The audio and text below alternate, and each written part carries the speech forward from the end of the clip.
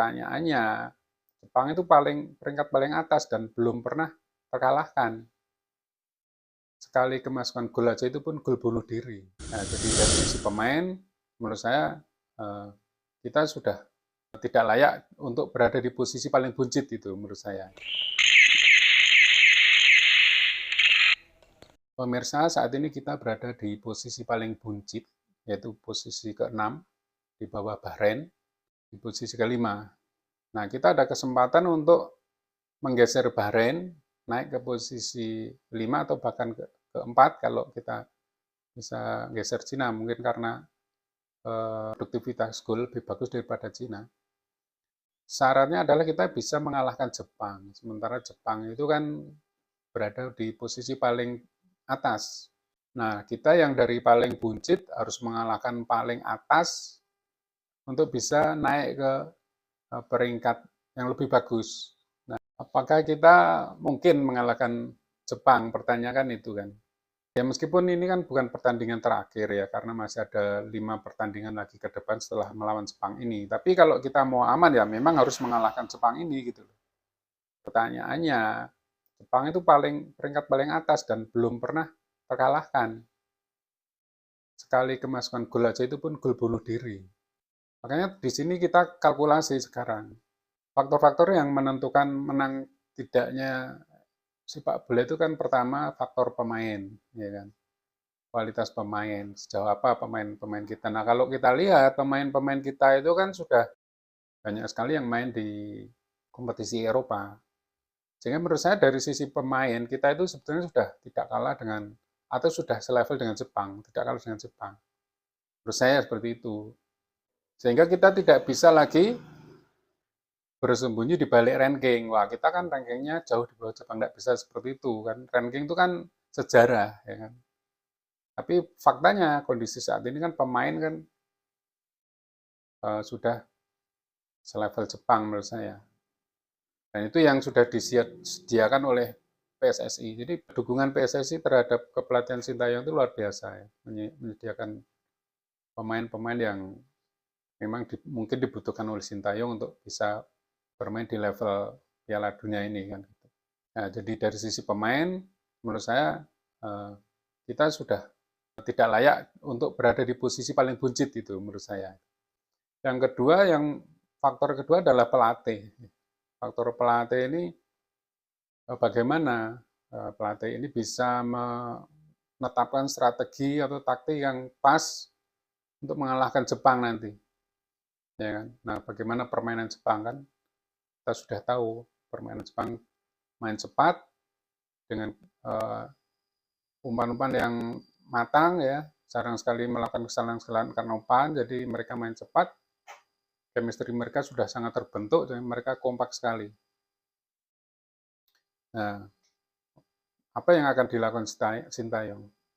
Strateginya seperti apa? Taktiknya seperti apa? Apakah mau ofensif, menyerang dari awal sampai akhir, atau defensif aja nanti melakukan serangan balik? Nah, kalau melakukan serangan balik, apakah kita punya pemain-pemain yang bisa melakukan serangan balik? Seandainya ofensif, pakai pas gitu loh, main sepanjang 90 menit melakukan serangan, kita menyerang terus apakah pas? Menurut saya nggak pas ya. Karena pemain-pemain kita itu yang sudah selevel Asia itu kan pemain-pemain yang main di Liga Eropa. Nah, dengan suhu kelembapan seperti Eropa, suruh main di Jakarta untuk 90 menit saya kan nggak bisa. Sehingga kalau strateginya ofensif sepanjang 90 menit menurut saya nggak tepat. Kalau melakukan defensif total, serangan balik juga menurut saya kita tidak punya pemain-pemain yang tipenya itu melakukan serangan balik dengan cepat gitu, belum ada. Nah, jadi mungkin menurut saya yang pas itu ya kita ofensif tapi separuh pertandingan saja. Mungkin babak kedua kita ofensif. Yang babak pertama jangan defensif tapi jangan terlalu defense juga. Karena sepanjang 45 menit digempur terus juga saya yakin tidak mudah. Jadi mungkin yang pas menurut saya babak pertama itu bagaimana caranya kita bisa menguasai bola, tapi tidak frontal menyerang, menguasai bola, tidak frontal menyerang. Nah, tapi tentu saja Jepang juga tidak semudah itu kan. Beda dengan Cina, waktu kita main di Cina itu kan kita menguasai bola. Nah, cuma karena ada beberapa pemain yang melakukan kesalahan sehingga terjadi serangan balik. Nah, seperti itu yang terjadi. Jika terjadi serangan balik, pemain belakang tidak siap karena masih berapa di depan, ya kan. Jadi menurut saya bagaimana nanti bisa menguasai bola pada babak pertama. Tidak terlalu ofensif dan harus siap juga dengan serangan balik. Seperti itu, usaha untuk bisa mencetak gol tapi tidak usah memaksakan untuk mencetak gol di babak pertama.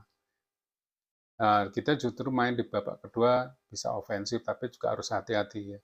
Jangan terlalu sering mendribble bola di depan, akhirnya mau masuk ke kotak penalti mendribble justru bola kerebut lawan, nanti terjadi serangan balik dan kita keteteran seperti itu, harus hati-hati juga.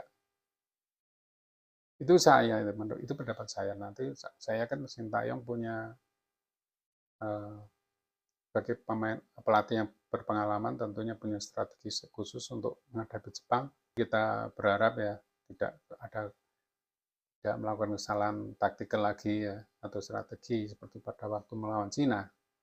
Kita berharap seperti itu dan kita support terus.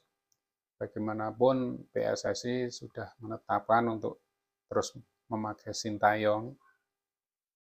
Sampai kapan kita tidak tahu, tapi nyatanya melawan Jepang ini kan tetap dengan Sintayong. Mungkin nanti dengan Arab Saudi juga tetap dengan Sintayong. Nah, mudah-mudahan kita berharap nanti lawan Jepang kita bisa memenangi pertandingan sehingga kita bisa meraih 3 poin dan kita bisa total meraih 6 poin, bisa menggeser Bahrain untuk lebih optimis lolos ke fase berikutnya.